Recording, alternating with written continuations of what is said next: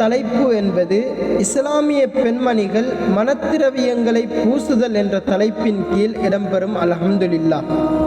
கால ரசூலுல்லாஹி ஸல்லல்லாஹு அலைஹி வஸல்லம் ஐயுமா இம்ராத்தின் இஸ்தாதர. நாயகம் ஸல்லல்லாஹு அலைஹி வஸல்லம் மன்னவர்கள் இதையா கற்றுத் தந்தார்கள்?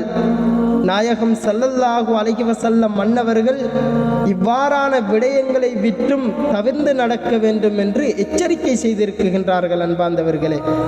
ஆனால் இன்றைய பெண்மணிகள் இவ்வாறாக இருப்பதற்கு இஸ்பிரேக்களாக இருக்கலாம்.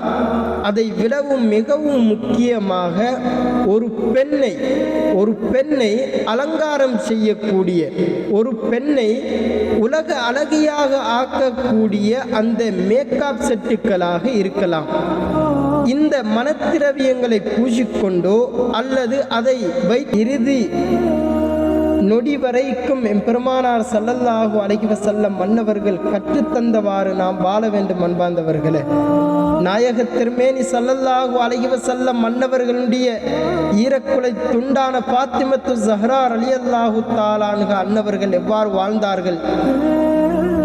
ஒரு மனிதன் கூட, ஒரு ஆண் கூட பாத்திமத்து ஸஹ்ரா ரலியல்லாஹு தஆலா அன்ஹா அன்னவர்களுடைய நறுமணமாக இன்றைய பெண்மணிகள் இவ்வாறாக இருப்பதற்கு காரணம் 2 பேரை சுட்டி காட்ட முடியும். முதலாவது பெற்றோர்கள், இரண்டாவது கணவன்மார்களை சுட்டிக்காட்ட முடியும் அன்பார்ந்தவர்களே.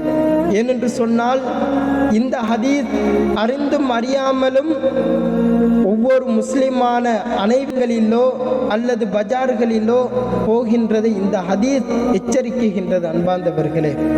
அல்லாஹ்வுக்கு சுப்ஹானஹு தஆலா நம்முடைய இஸ்லாமிய அனைத்து பெண்மணிகளையும் இவ்வாறான செயல்களில் இருந்தும் பாதுகாப்பானாக.